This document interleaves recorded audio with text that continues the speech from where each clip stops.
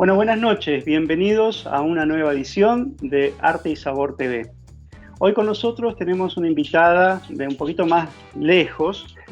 Estamos con Micaela Zacconi. Micaela es la actual directora de Cultura de la ciudad de Tandil. Ella es gestora cultural, se ha desempeñado en el ámbito tanto privado como estatal y fue también directora entre sus últimos trabajos, si no me equivoco, Mica, corregime, directora del Museo Mar de Mar del Plata. Así que bueno, te damos la bienvenida, muy buenas tardes, encantado que estés con nosotros. Hola Joaquín, ¿cómo estás? Bien, ¿y vos qué tal? Tanto tiempo. Bien, tanto tiempo, gracias por invitarme. Estuve No, viendo el por favor, programa y la gracias. verdad que está súper Gracias a interesante. vos por estar. Sí, Me alegro que te haya gustado. Así que sí, bueno, nada, me encantó esta posibilidad de poder charlar con vos. Yo sé que estás haciendo una labor, digamos, intensa. Ahora más o menos me estabas contando lo que es a partir de esta reactivación. Están, por suerte, con mucho trabajo en la zona. Contanos a la audiencia un poquito cómo es el trabajo que venís desarrollando en Tandil. sí, en Tandil empecé en marzo de este año, así que en ese momento había una fase 3 como hay ahora, pero después de Semana Santa empezamos a tener bastantes casos acá en la ciudad, así que pasamos a una fase 2 que duró bastante, como casi sí, un mes o un mes y medio.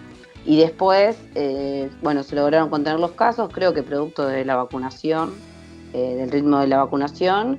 Y ya desde el 20 de junio pasamos a una fase 3, al principio con aforos bastante reducidos, pero bueno, ahora ya estamos con poquitos casos y estamos al 70% de aforo en teatros y en espacios desde el último fin de semana, tanto gastronomía como espacios de esparcimiento hasta las 3 de la mañana. Así que de a poco se empieza a retomar como una vida más normal, parecida a lo que conocíamos antes de la pandemia. Ahora también se está discutiendo la presencialidad plena en las escuelas, así que hay como todo un ambiente de más relajo y bastante alegría de poder volver a disfrutar, a compartir, a partir, bueno, de que entramos en esa fase 3. Nosotros lo primero que programamos fue vacaciones de invierno y en agosto, mes de las infancias, todos los fines de semana, actividades en los distintos barrios de la ciudad de Tandil, porque bueno, creíamos que el sector que más estaba sufriendo este aislamiento eran los niños. Entonces, bueno, lo primero que salimos a programar fueron actividades, no solo funciones, sino armamos jornadas recreativas, que fue una actividad que funcionó re bien, era para grupos de 20 niños y bueno, se inscribieron, fue todo con retiro de entradas, sobre todo por esto, por los aforos, y funcionó bárbaro. Y lo que te contaba, la alegría de ver a los niños, a los padres, a las madres, a las abuelas y a los abuelos, compartir ese espacio fue hermoso. El domingo cerramos en el anfiteatro de Tandil. Tenemos un anfiteatro natural acá, que se hace con las sierras, muy, muy lindo. Bueno, en este caso el aforo era de 800 personas, porque como es grande, el 70% de 800 personas, y era un espectáculo infantil, bastante con mucha variedad de artistas, pero lo gracioso es que los grupos familiares a veces se componían por más adultos que niños. Entonces, lo que notábamos era como las ganas esas de pasar el domingo, como es al aire libre, podían llevar mate, podían llevar budín, era la tarde. Así que fue una tarde, además tocó un día precioso, están tocando unos días preciosos ya primaverales. Acá en Tandil, que es frío, cuando toca un día de sol, bueno, todo el mundo sale a la calle. Así que fue una jornada preciosa. Y bueno, y creo que es un sentimiento que no es de esta ciudad, sino que en todos lados del país vamos a estar viendo esa situación porque porque bueno, lo que vivimos fue duro, nos atravesó a todos. La verdad es que a todos nos atravesó de alguna manera, o emocional, o psíquica, o física, o económica. Entonces, este es como un despertar. Yo siento que es como un despertar, ¿no? Que la cultura lo está viviendo de esa manera. Hay producciones otra vez, los elencos están produciendo de nuevo, están creando. En el caso de los elencos, nosotros tenemos varios elencos municipales de música, de danza, los coros, y están ensayando otra vez. Entonces es como encontrarse de nuevo, es una fiesta. Yo siento que es una fiesta de alguna manera. Sí. Te quería invitar a que nos cuentes un poco cómo entras, digamos, en toda esta actividad. El programa nuestro es un poco ayudar a difundir a todas las personas emprendedoras, a todos los artistas que se están, digamos, a partir de todo esto que vos contabas, ¿no? De la pandemia, de todo de reinventarse. Y cuando yo iba pensando en las personas con las que me interesaría charlar este tema, porque me parecía que tenían mucho para aportar, dije, Mica tiene que estar con nosotros contándonos, porque sos una emprendedora neta, digamos, desde sus comienzos, cuando empezaste a hacer todas estas cuestiones de lo de la... Bueno, ahora contalo vos, lo de la ropa. Bueno, antes hiciste todo este festival, que me gustaría que nos cuentes un poquito cómo inicia toda tu actividad, porque no solamente sos emprendedora, sino que sos formadora de emprendedores y de gestores culturales, que eso hoy, digamos, es una tarea fundamental para los artistas. Sí, Joaquín, es una tarea fundamental y, bueno, como vos sabés, tengo una experiencia de más de 25 años, porque desde que estaba en la facultad, yo estudié comunicación en la Universidad de Buenos Aires. En ese momento no había carreras de gestores, eso claro. Es algo más nuevo, ya de los años 2000, pero la carrera de comunicación tenía una especialización que era planificación, políticas públicas y planificación en comunicación. Y bueno, yo hice esa especialización que me sirvió muchísimo, porque sobre todo tenía herramientas para planificar, que es algo fundamental. Vos ya sabés también que yo soy bastante hincha de la planificación. Creo que es importante para los emprendedores, para los eventos grandes o para las gestiones, bueno, estatales o privadas, porque nos permiten organizarnos. Entonces, bueno, la universidad un poco lo que me dio fue esas herramientas de planificación. Y después, creo que un poco como todos los que vivimos en este país, por lo menos, o en Latinoamérica, podríamos decir, que estamos todo el tiempo creando para poder salir adelante. A algunos nos toca desde el área cultural, que bueno, que es lo que nosotros amamos, pero pasa, creo que en todas las áreas. Y creo que hoy, además de herramientas de planificación, tenemos un montón de herramientas de comunicación que hay que aprovechar, que los emprendedores tienen que aprovechar, porque eso salió mucho con la pandemia, las ventas de lo que uno puede vender, ¿no? Por internet. Hay un campo muy grande para explorar y eso es súper interesante. Pero sí, yo desde el año 2016 hasta fin de 2019 estuve en la dirección del Museo de Arte Contemporáneo, que queda en la ciudad de Mar del Plata, de la provincia de Buenos Aires, que es un museo muy moderno. Si han visitado Mar del Plata en los últimos años lo conocen, porque es un edificio muy moderno de hormigón, que tiene un lobo marino de alfajores dorados, de alfajores Habana, hecho por Marta Minujín, así que ahí en la puerta, una escultura muy grande, es muy conocido. Y después de esa experiencia, bueno, cuando terminé a fin de 2019 y estaba como viendo qué hacía, vino la pandemia y bueno, como todos, tuve que pensar proyectos, qué hacíamos, todos los eventos parados, y bueno, y ahí me asocié a una especialista en arte textil y en textil en general, y con ella generamos un un espacio que se llama Eslabón de Tela. Hicimos un montón de proyectos de montaje, curaduría, y para ayudar a emprendedores especializados en textil. Seguimos con varias acciones. Tenemos una muy linda para el municipio de Vicente López, que se llama Paso a Paso. Ahora en septiembre hacemos el cuarto Paso a Paso, y el cuarto va a ser sobre joyería. Y en cada paso a paso, sí, ahora les cuento un poquito más, pero en cada paso a paso agarramos una técnica textil y son 4 encuentros que se pueden ver de forma consecutiva o de modo individual, donde las personas pueden aprender a desarrollar una técnica del diseño. Ahora nos fuimos a joyería, por el Instagram Live. Es por Instagram, es 1 hora dura. Y por ejemplo, el paso a paso 3, que lo hicimos en julio, era como darle un reuso a tus prendas de invierno, ¿no?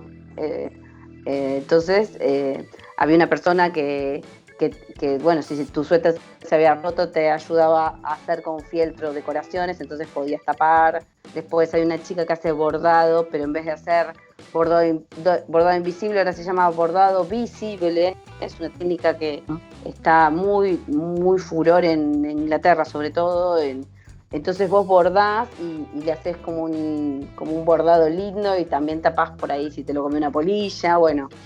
Y todo eso está muy relacionado. Sí, si les interesa lo pueden buscar en el Instagram del municipio de Vicente López, que es @cultura Vicente López, y están todos los videos guardados. Entonces en cualquier momento vos podés ingresar y buscás ahí en los videos, en el IGTV de esa cuenta, y podés ver esa técnica y la podés recrear, porque son técnicas sencillas. Sí, no, y creo que todas estas cosas, como pasa, o sea, algo como muy latente que nos dejó la pandemia, es la virtualidad. Todo lo que se empezó a gestar a partir de la virtualidad, bueno, por un impedimento real, que era que no teníamos presencialidad.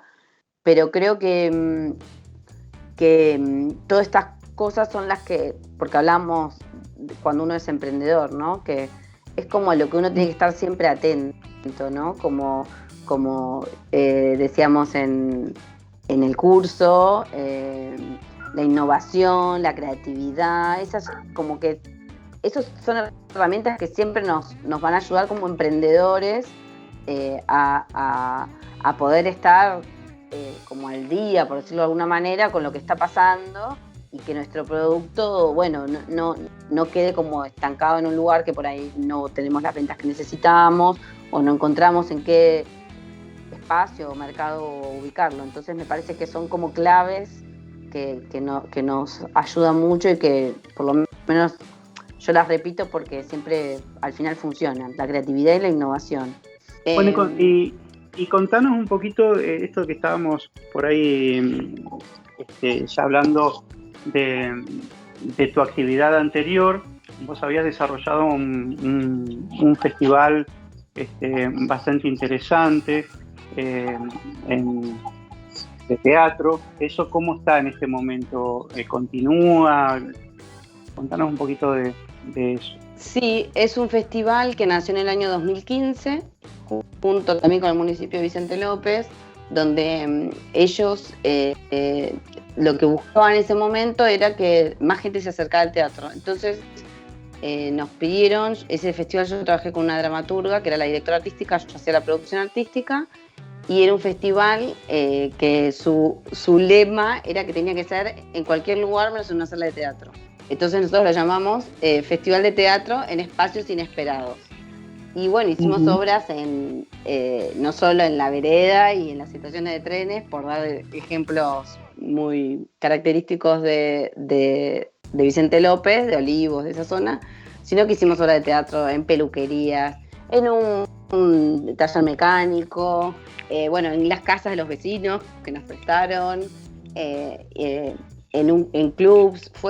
Es una experiencia hermosa. Es complicada porque hay que buscar obras que se adapten a esos espacios, pero por otro lado, lo que se genera es absolutamente mágico. Así que 4 años seguidos lo hicimos presencial, y bueno, en el 2020 nos plantearon que no lo podían hacer presencial y lo hicimos todo virtual. Lo planificamos a fin de 2020 y se hizo en enero de este año, todo virtual, con obras que habían hecho, fue una convocatoria abierta para obras que hubiesen hecho algún formato audiovisual durante el 2020. Se presentaron 200 proyectos, la necesidad que había de producir, de crear, y bueno, así que la selección fue durísima porque no esperábamos tanto material, que quedó un festival muy lindo, aunque fue virtual, que era rarísimo para el teatro. Y sí, lo quieren repetir en el verano de 2022, así que, pero ya en un formato presencial, sí sigue esta presencialidad que tenemos ahora, esta nueva normalidad, por decirlo de alguna manera. Pero también, como decíamos antes, creatividad e innovación, o sea, porque ¿cuál era el tema también de ese municipio? Al estar pegado a Capital, querían hacer algo novedoso y que la ciudad de Buenos Aires no tuviera. Entonces, bueno, no solo generar público de teatro dentro de su comunidad, de sus barrios, sino tratar de generar algún evento, un festival que se distinguiera de los que hay en la ciudad de Buenos Aires. Y funcionó muy bien, porque después ya venía la gente de Buenos Aires a ver las obras al municipio. Así que, bueno, claro. Fue una experiencia hermosa y ojalá se repita. Y eso es un formato que se puede hacer en cualquier lugar, porque en realidad lo que hay que pensar es, bueno, cómo una obra se puede hacer en una plaza, como te decía, en un café. Hoy día es más complicado porque necesitas lugares muy amplios, en oficina.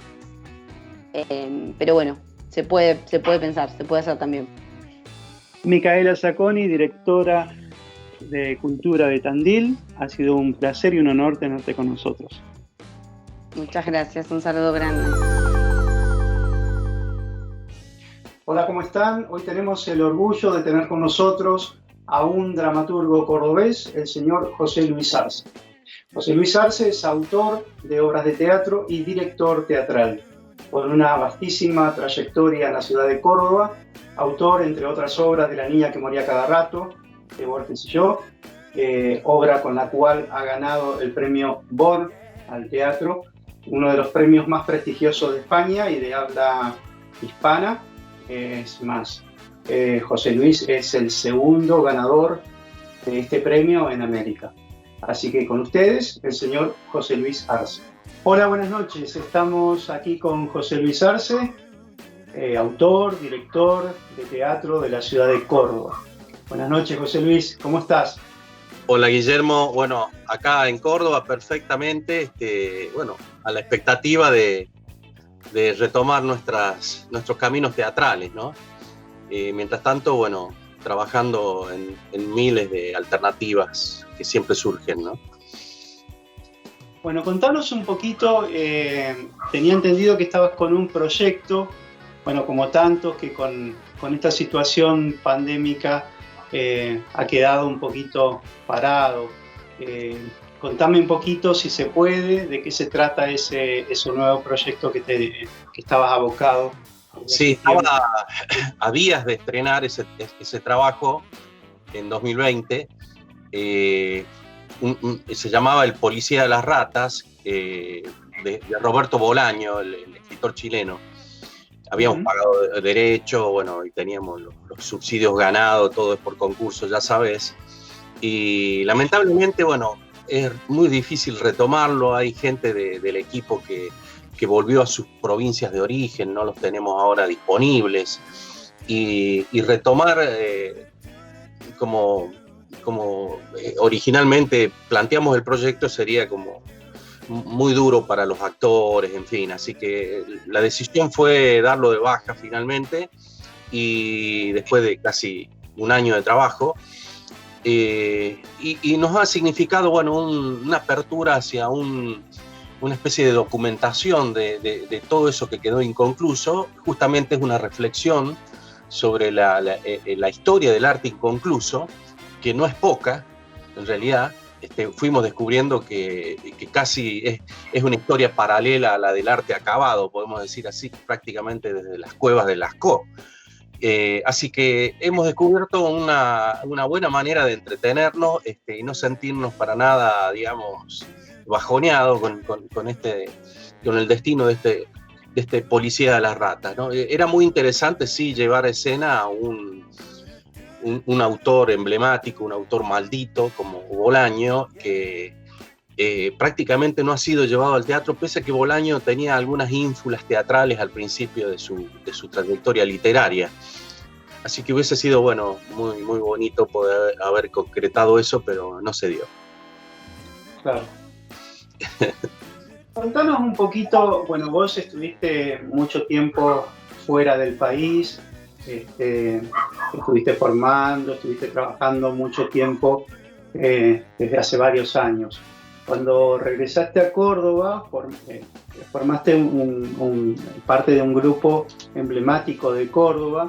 Contanos un poquito esa etapa de tu vida. Sí, bueno, en realidad no estuve tanto tiempo afuera. He picoteado, digamos, salidas desde Córdoba. Justamente la apertura de la democracia significó casi el destino de quedarnos. No era casi ético decir, bueno, ahora nos vamos, porque de alguna manera durante la dictadura todo el mundo planteaba esa instancia. En plena dictadura fundamos junto a Nora Somavila el TIC, el Teatro Independiente de Córdoba, que fue un grupo que de alguna manera retoma las banderas del teatro independiente, caídas por razones obvias. Muchos de los grandes adalides del teatro cordobés se habían marchado al exilio, otros habían optado por llamarse a un silencio estratégico en ese tiempo. Nosotros jóvenes medio irresponsablemente salimos con todas las ínfulas bueno, ahora nos toca a nosotros, pero sin medir mucho el espacio en el que nos tocaba nacer. El TIC fue realmente un grupo que permaneció durante 20 años. Después lo dimos de baja justamente en expectativa de otras variantes, ¿no? Porque ya el proyecto TIC era como demasiado fantástico en un sentido, con demasiada trayectoria, demasiadas legitimaciones, y había como que aligerar la mochila y entrar a nuevas aventuras con todo lo que eso implica. Y la opción con Nora fue, bueno, demos de baja esto, no nos valgamos de nuestros prestigios, pese a que eso vos sabés que en las convocatorias, en los concursos, es una moneda importante porque se miden las trayectorias y demás. Nosotros decidimos volver a cero de todo eso, renunciar a toda institucionalización del grupo y optar por nuevos caminos, nuevas variantes en cuanto a cómo emprender el desafío de cada obra, de cada proyecto. Joseph Chaikin decía, el creador del Open Theater de Estados Unidos, el teatro abierto que se había abierto justamente del Living Theater, decía que, bueno, cada obra es un mundo, ¿no? Y siempre yo entendí esa frase algo enigmática, como que cada obra ocupa un lugar en un universo en el cual uno se va sumando junto a otros, incluso a las obras de tu propia trayectoria, que se van conformando como un verdadero cielo cargado de astros, que a la vez van retroalimentando los nuevos inicios que uno hace, ¿no? Ha sido, bueno, en ese sentido una aventura apasionante y cargada de muchas desventuras, como todo el emprendimiento cultural en países como el nuestro, y encima la aventura de hacerlo en provincia. Yo nunca me quise ir de acá con el desarrollo de las telecomunicaciones. Creo que no tenemos, digamos, ningún tipo de coartada para decir no podemos hacerlo, estemos donde estemos. Hoy por hoy, así estés en Río Cuarto, estés en Villa Ángela o donde sea, uno tiene el desafío de hacerlo bien. Así que Córdoba en ese sentido es un polo interesante para hacerlo bien. Ya que hablas de esto de los universos, que cada obra es un universo, que me parece interesante la manera de encararlo, y yo creo que el universo arciano tiene como una, digamos, una característica muy, muy interesante para indagar. Yo tengo un cariño muy especial por tu obra, sobre todo por La niña que moría cada rato, que Claro. tuve el honor y el placer de poder llevar a escena. Así es. Cosa que te agradezco ahora personalmente. Cosa que te puedo agradecer personalmente. Realmente muy agradecido que el destino de un texto, un modesto texto que uno generó para hacer su propia aventura, de pronto tenga ese paso a otras manos, ¿no? Fue una experiencia maravillosa, porque es un texto modesto, como vos decís, pero con una profundidad y una belleza pocas veces visto en la dramaturgia argentina y hasta diría mundial. En tus obras tenés como un abanico muy, muy, muy amplio, muy grande, y me gustaría que contaras un poquito de una en especial, que es la que ganó el premio Born en España. Ajá. Sí. Háblanos un poquito de tu Borges. Esa obra fue El sueño de Dios, que es una especie de semblanza de Borges, digo una especie por no decir que es también una semblanza del país, adosado a la figura de un Borges obra que yo escribí con el pretexto de internarme en la obra de Borges, que nuestra generación lo había prejuiciado por razones políticas, y así que abordarlo fue un descubrir, francamente, el escritor más maravilloso de la literatura argentina.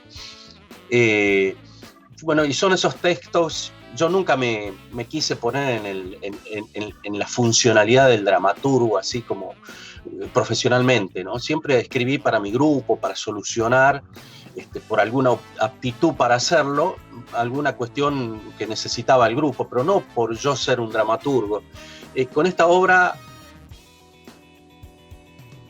la iba cajoneando, y en un día que presumí que la tenía más o menos terminada, no tenía el equipo para hacerla, y entonces dije, ¿qué hago con esto? Y la mandé a un concurso, y el concurso era el premio Born de España, que hoy por hoy es el premio más importante en habla hispana, el premio Born, y me tocó ganarlo, cosa que me resultó muy impactante.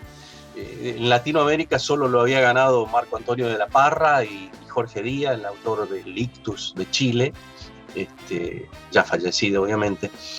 Y bueno, fuimos los únicos que lo ganamos desde Latinoamérica, y fue una oportunidad para conocer a toda la nueva camada de dramaturgos españoles, jóvenes dramaturgos, más jóvenes que yo, y que por imperio vos te acordarás muy bien, Joaquín, del Foro Celsi, yo cuando llego a recibir el premio, todos estos autores más jóvenes que yo me conocían, cosa que era muy sorprendente para mí, porque yo nunca, por giras, ni por mi propio, no sé, por el propio, la propia cualidad que nuestro país dio para que las obras circulen por otros países, no la teníamos. Entonces me sorprendió mucho esto. El Foro Celsi ayudó muchísimo. A mí me significó, aparte del premio Born, el interés de algunas editoriales, por ejemplo, para que yo, todo eso que escribíamos en el foro, lo tradujera a un libro, a una obra concreta que se pudiera leer más tranquilamente, y un día me llega esa propuesta concreta, y también me significó publicar en España. Así que digamos que esos ida y vuelta fueron los que...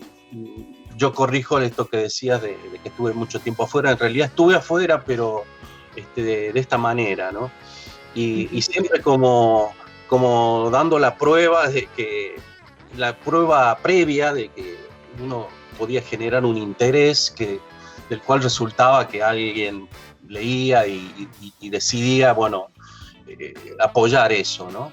Y eso es, bueno, a veces es muy legítimo, muy satisfactorio, porque se hace justamente por el peso de esa prueba previa, ¿no? bueno, y ese instrumento del foro que viene a confirmar también la necesidad y la validez de la información, de la difusión, de la relación intercolegas, es algo que he valorado, pese a que a veces, bueno, las polémicas que se armaban en el foro eran muy enojosas. Sin embargo, yo las tomé muy en serio.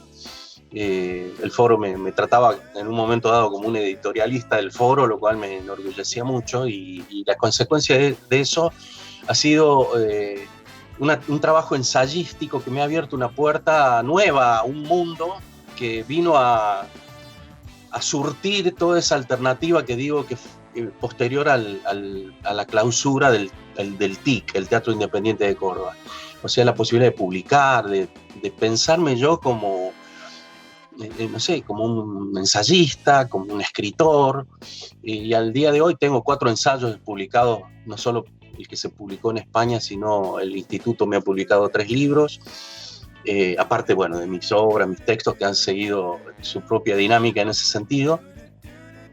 Y bueno, lo cual valoro mucho porque desde provincia uno ocupa un lugar, si se quiere, crítico y contrahegemónico de acuerdo a la disposición que tenemos como país de una metrópoli que centraliza todo y que hegemoniza todo, para poder hacerlo con esta entidad que decía al principio, de decidir quedarte voluntariamente en provincia y hacerlo bien desde acá, necesariamente chocás con esas variables de esa hegemonía, y me parece que todo este juego de ideas que solo las he emitido como artista, no como un filósofo ni nada que se parezca, cosa que no soy ni un académico ni nada que se parezca, sino la consecuencia de mi propio hacer teatral, ¿no? Y eso me entusiasma mucho, me sigue entusiasmando, va a haber nuevas producciones de textualidades en ese campo, y es lo que estoy abocado en este año y medio, que no me ha costado, la verdad, debo decir, más allá del precio alto que el país paga por tratarse de una enfermedad, pero desde el punto de vista de mi confinamiento y eso no lo he sufrido porque me la he pasado trabajando. Trabajando con esto.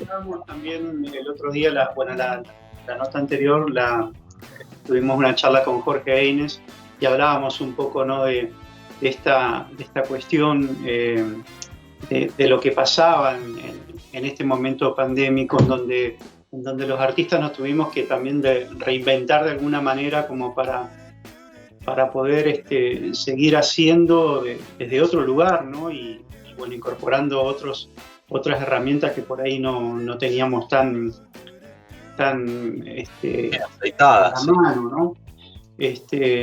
Y ahora que hablabas del Foro Celsit, me gustaría traerlo también un poquito a cuento, porque seguramente vamos a estar charlando con Carlos Gianni, si lo quiere, más adelante, que fue fabuloso eso, porque como vos decías, nos permitió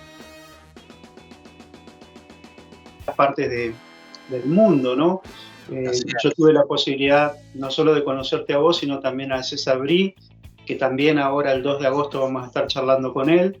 Sí, yo lo conocí también por el foro y después nos pudimos ver en Córdoba. Claro, fue una actividad enorme lo que desarrolló el Celsit con Carlos Gianni a la cabeza y con toda gente que se enredaba en estas discusiones, como vos decís, pero eran discusiones creativas y en una época que no hace tantos años y sin embargo estaba esa magia del mail y de esperar que te llegara el mail con todas las discusiones y las respuestas, y fue realmente muy interesante, y tu aporte fue muy enriquecedor, porque para mí José Luis Arce es uno de los autores más exquisitos que tenemos hoy en día en la Argentina, aunque a él no le guste que yo diga estas cosas, pero yo creo que hay pocos autores que escriben con la belleza y con la poesía y la profundidad que lo hace este hombre.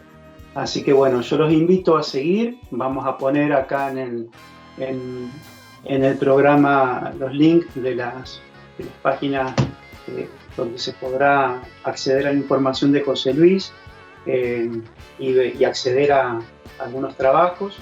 Así que me gustaría también que cuentes un poquito, como para ir cerrando.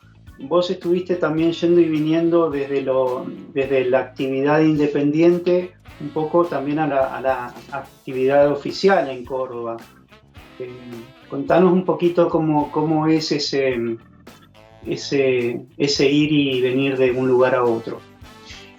Bueno, no tanto a nivel oficial. En realidad pasó lo siguiente.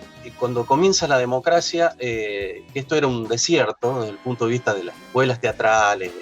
No teníamos legislación específica, no teníamos entidades que nos representen.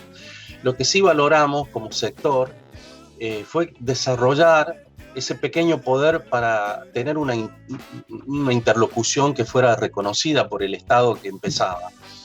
Y en ese sentido sí se hizo muchísimo, se generó la delegación de la Asociación Argentina de Actores en Córdoba, al poco tiempo la coordinadora del arte teatral independiente, que fue fundamental como modelo incluso a nivel de país para la implementación de la Ley Nacional de Teatro. Se generaron, ya corrido el tiempo, la organización que nuclea las salas en Córdoba, y con todo ese rango de carácter institucional, en el sentido político del término, fuimos reconocidos como alguien con los cuales se podía hablar de cultura y por ende se podían firmar convenios, se podían trabajar leyes, ordenanzas, y ese trabajo sí, pero siempre desde el plano independiente. El caso de Nora fue distinto. Nora fue prácticamente la mejor productora, aparte de actriz, del teatro independiente en Córdoba, de esa historia que mencionábamos de la época del TIC, y ella sí también fue contratada por el Estado para realizar trabajos de producción en el marco del Estado. Y ella sí desarrolló una tarea ahí enorme en los dos campos, ¿no? Tampoco dejó nunca de militar en el teatro independiente. De hecho, ella es la productora de todas y cada una de mis obras. Estamos hablando de 45 años ya de producciones. Así que esa relación la tabulo y la mido en ese sentido, ¿no? Como un diálogo permanente en el marco de un Estado que era como la luz al fondo del túnel cuando estábamos en plena dictadura, o sea, de un estadio político que nosotros deseamos llegar a la democracia.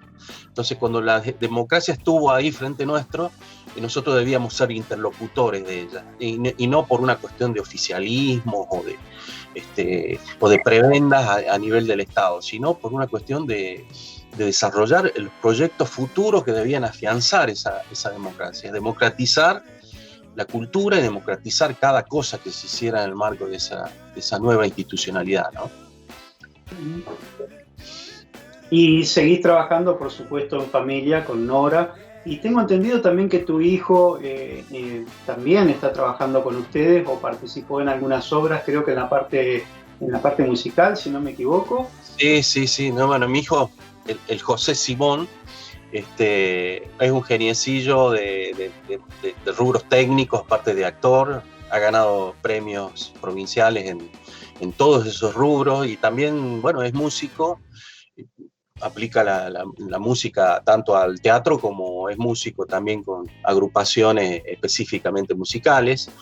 Y ha sido, bueno, un compañero de ruta que en un momento dado se sumó justamente en El Sueño de Dios. Fue la primera vez que me tocó dirigirlo, y fue un momento muy especial, muy raro, pero hoy por hoy absolutamente naturalizado, que la familia está metida en una actividad creativa de la que muchas veces él encuentra soluciones mucho mejores que las nuestras, ¿no? Que somos los que aportamos oficio, pero a veces la juventud, incluso con situaciones como las que vivimos, con el desarrollo de las nuevas tecnologías, que se pretenden aplicar al teatro, bueno, aportan miradas insospechadas, ¿no? Que uno como viejo ya a veces no las tiene incorporadas.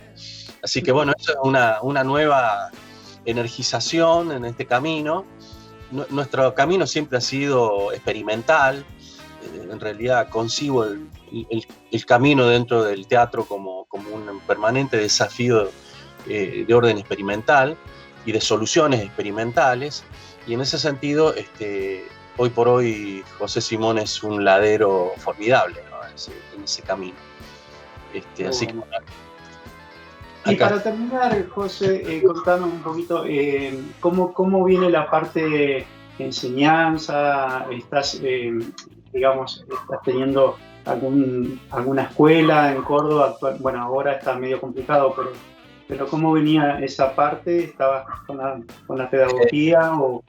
No, vos sabés que es una actitud personal. No soy amigo de dar clases, pero eso es una situación absolutamente personal. No creo en la transferencia de nada decisivo en el campo de la creación que venga de esas transferencias pedagógicas. Soy muy escéptico en eso. Salvo excepciones. De hecho, La niña que moría cada rato es una obra que surge de un ejercicio que hicimos con algunos alumnos. De ahí surge la inspiración para escribir la obra, pero no ha sido mi necesidad imperiosa dar clases. Cuando he necesitado incluso algún ingreso para vivir de esto, por ahí he preferido buscar otro tipo de actividad que no hacerlo por esa vía. He escrito algo al respecto en mis libros. Creo que las transferencias de lo que puede decidir un acto genuinamente creativo se desarrolla en otro tipo de opciones y de acciones, ¿no? Y lo que uno debe tratar de garantizar de catalizar, es que esas oportunidades uno como líder, como adalid, como conductor de grupo, pueda brindarlas, ¿no? Para eso hay que generar condiciones, como decía un gran maestro cordobés, el Negro Grillo, crearse las condiciones, y siempre lo he tomado éticamente como un desafío técnico, es decir, crearle las condiciones a todo este grupo que somos para poder desarrollar una actividad que no tiene miramientos, que no tiene condicionalidades, desde el punto de vista artístico, desde el punto de vista ético, desde el punto de vista conceptual. Y bueno, para eso hay que granjearse también una libertad muy especial, y trabajar a veces sin tiempos, ¿no? Que eso me pasó un poco con el Policía de las Ratas, que mencionábamos al principio, que fue un trabajo prácticamente de un año que quedó en ascuas, pero dejó otras cosas, eso puedo decir. ¿Y actualmente cómo ves la situación teatral en Córdoba? ¿Cómo se está trabajando con el tema de los aforos y el esto de ir volviendo poco a poco? ¿Cómo lo ves? Bueno, sí, ha sido muy, muy dificultoso. Se ha reabierto en un momento dado, se volvió a cerrar, y frente a estos avatares hay algunos espacios que han estado mejor, digamos, equipados, mejor ordenados en relación a estos factores que otros.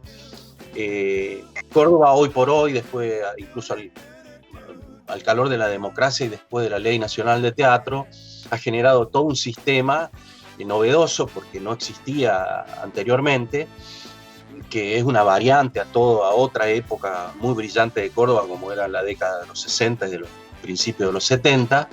Esta es una variante de aquello, pero ya al calor de otros factores. Y todo eso, lo que observo es que corre riesgo si no hay una oxigenación de las condiciones que todo conductor de sala, todo dueño de paredes, como dice actores, enfrentan. Y eso, yo lo observo con mucha angustia y mucha admiración, aparte de los colegas que se dedican a a tener condiciones en un espacio, en una sala y brindarla a la comunidad. Córdoba desarrolló más de 50 salas o 60 salas en el orden provincial, entre capital y interior, lo cual es increíble, formidable. Se ha metamorfoseado la realidad que vivíamos en la época de la dictadura, y todo eso, bueno, sería realmente lamentable que pudiera ser fagocitado por todas estas condiciones negativas, ¿no? Así que bueno, hoy por hoy se empieza a prever la reapertura de espacios, la continuidad de talleres que funcionan, que son muchos en esos espacios. El hecho de no mantener continuidad ha afectado mucho, pero bueno, hay como una conciencia, incluso con este nivel de interlocución que digo que podemos mantener los independientes con el Estado, también hay que desarrollar esa conciencia porque este sistema no sucumba, ¿no? Ahí hay un compromiso comunitario, incluso al calor de toda la oferta que es formidable, que el Córdoba como polo cultural le ha ofrecido a la comunidad. Bueno, la comunidad difícilmente se lave las manos de hacerse cargo de esta situación, ¿no? Así que bueno, la situación es un poco angustiante, pero estamos, digamos, al pie del cañón para enfrentarla, ¿no? Bárbaro. Bueno, José Luis querido, te agradezco muchísimo esta posibilidad de que te conectes, de poder charlar, poder ver, saber cómo estás. Seguramente vamos a llamar más adelante a Norita, porque realmente me encantaría charlar con ella. Y nada, mandarte un abrazo enorme desde acá, desde Entre Ríos, que también la niña se hizo acá en Gualeguaychú, en Entre Ríos, no solo en Buenos Aires, así que tu niña ha salido a pasear. Sí, hasta en Nueva York se hizo, hay una puesta en Nueva York de la niña, mirá. Sí, la verdad que hacerla 2 veces, bueno, te felicito, la verdad que muy agradecido por eso, ¿no? Muchas gracias, Joaquín. Bueno, llegamos al final del programa. Muchísimas gracias por acompañarnos. Mi nombre es Joaquín Gómez y los espero el próximo viernes a las 22 horas por Somos Gualeguaychú. Buenas noches, que tengan una muy buena semana.